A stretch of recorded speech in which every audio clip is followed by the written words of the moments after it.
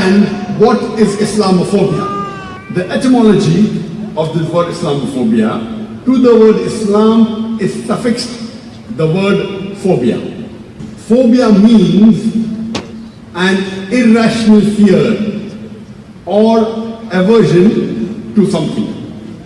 Thus, the word Islamophobia means an irrational fear, an extreme or irrational fear to Islam, or an extreme or irrational aversion to Islam. How do the various dictionaries define the word Islamophobia? According to the Webster's dictionary, Islamophobia means an irrational fear or aversion or a prejudice against Islam or Muslims. Sözlüğe göre İslamofobiya, İslam'dan makul ve mantıklı bir şekilde, olmayan bir şekilde kaçınmak anlamında.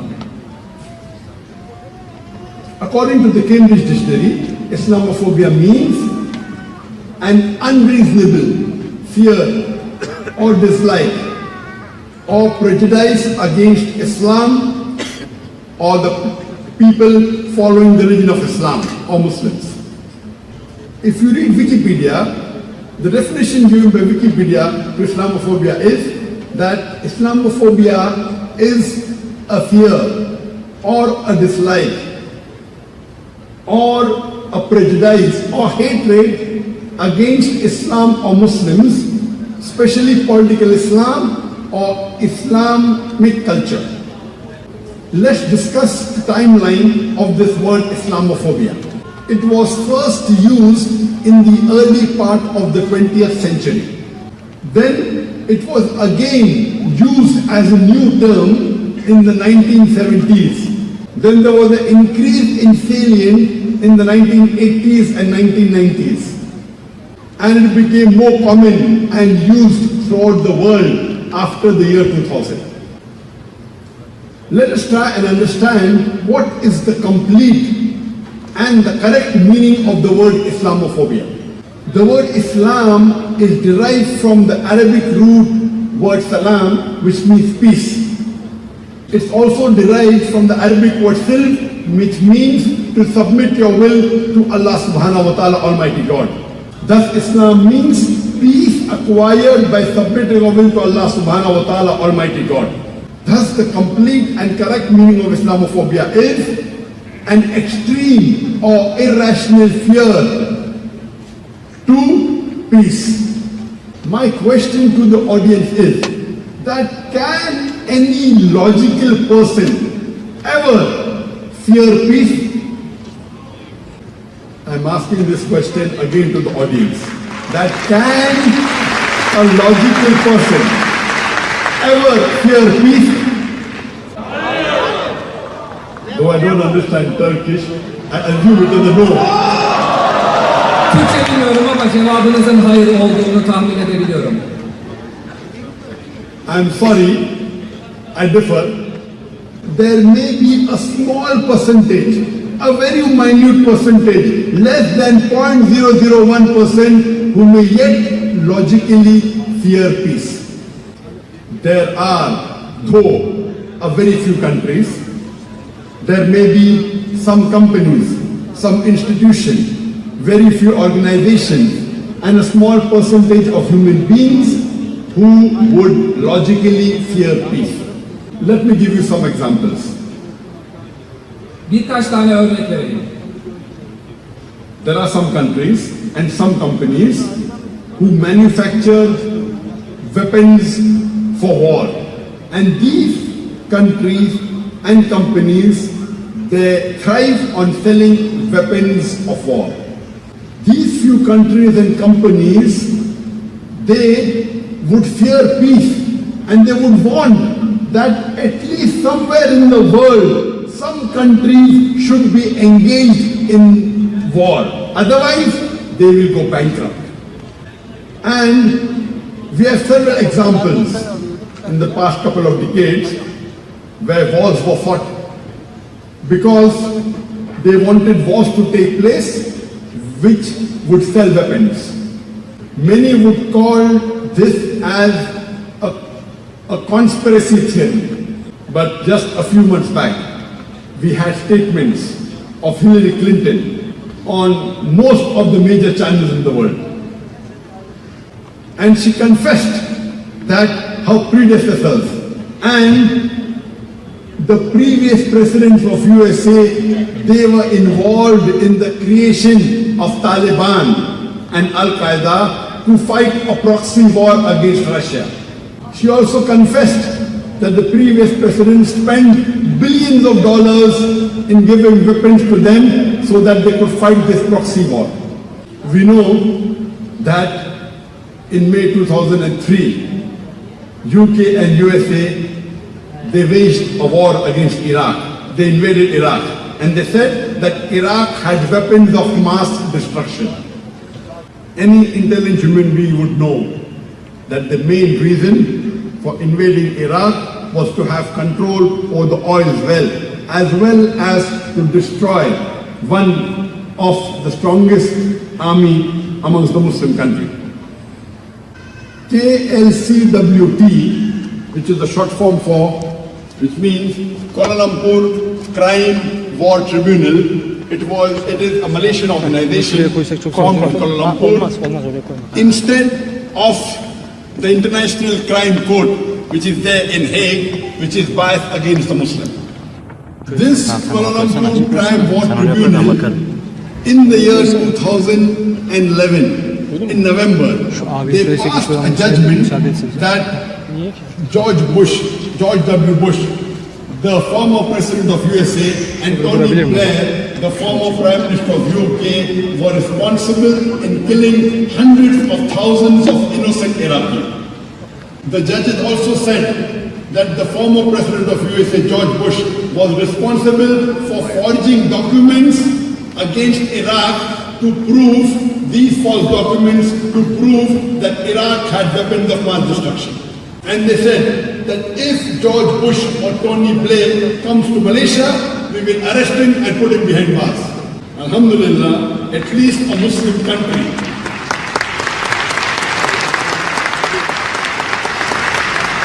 Alhamdulillah, at least a Muslim country had the guts to come out and speak strongly that if the former president of USA, George Bush, or Tony Blair, who are responsible for killing hundreds of thousands of innocent Iraqis, if they step in our country, we will arrest them. I really appreciate their guts. 5 years later, in year 2016, recently, just a few months back, was published the Chilcot report. This Chilcot report from UK says that the former president of USA, George W. Bush, as well as the former Prime Minister of UK, Tony Blair, both are responsible for killing of innocent human beings, and they too had forged the documents of mass destruction that was present in Iraq. We know that after the year 2000, after 9/11, many of the Western countries, they had a movement, war for peace. Actually, it was not war for peace, it was war on peace. It was war on Islam, war against Islam. We know that there are a few human beings, a small percentage, less than 0.001%, who want, who fear peace in the world. And these people, they use the fear against Islam as their vote bank, as their main agenda to win elections. And we know in the last few years, there were presidents of some countries, there were prime ministers of some countries, whether it be Western countries or Eastern countries, who won election only because of spreading Islamophobia, only because of spreading the fear against Islam. I don't have to name these people, neither have to name the countries. It's evident that these people came to power, they became president, they became prime ministers, only because they spread fear of Islam amongst the people who voted for them. What are the causes of this Islamophobia? Number one, It is the 9/11, the September 11, 2001 attack on the Twin Tower in New York, USA. Number two, there were several alleged terrorist attacks done by Muslims in different parts of the world. Some say it is because of the increased population of Muslims in America and the European Union. Some say that it is because of institutions which spread Islamophobia amongst the people. And the most important cause, according to me, is the international media.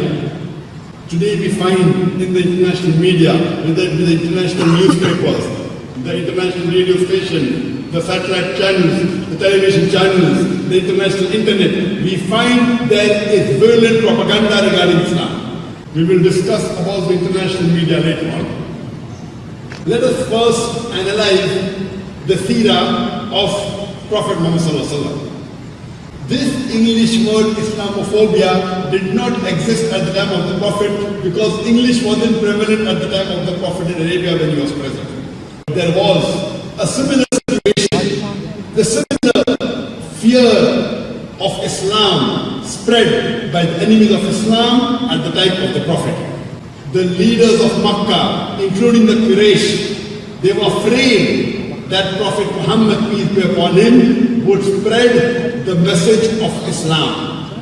They were afraid that he would spread the message of peace, the message of Islam, where all human beings are equal, where no Arab is superior to a non-Arab, no non-Arab is superior to an Arab, no white is superior to a black, neither a black is superior to a white.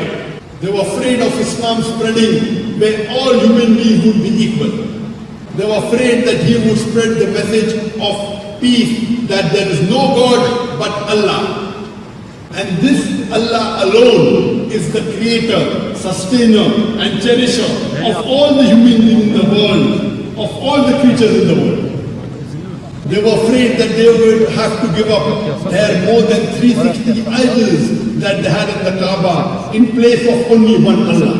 They tried to convince the Prophet Muhammad that we will make you the richest man in the world, we will make you the king of Arabia, we would make you the most powerful man in the world. Their only request was to give up preaching the message of peace, the message of Islam.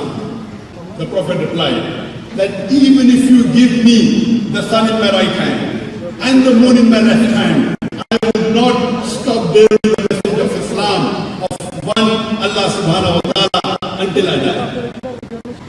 Whenever there is Islamophobia, we find that we Muslims are harassed. We are being targeted. We are being afflicted. But if you look at the seerah of the Prophet, the Sahabas, they were inflicted with more pain, more torture, more trials, more tribulations than the Muslims that we are living today in this world. Allah says in the Quran in Surah Imran, chapter number 3, verse number 142, that do you think that you will enter paradise?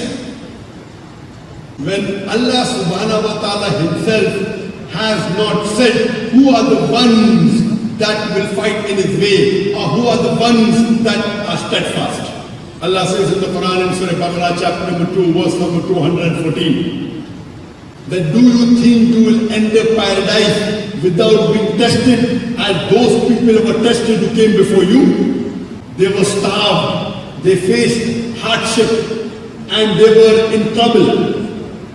Until the messenger who was there with the believers, and the believers said, then will come the help of Allah, and unquestionably, the help of Allah is near.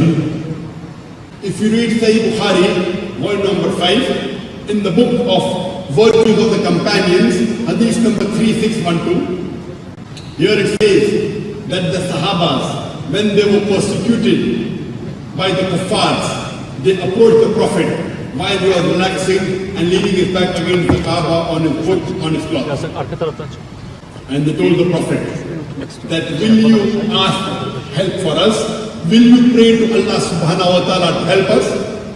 And the Prophet replied that those were the believers who, when a ditch was dug for them and they were put into the ditch, and a sword was put on the head and they were made into two pieces, yet they were firm on the religion.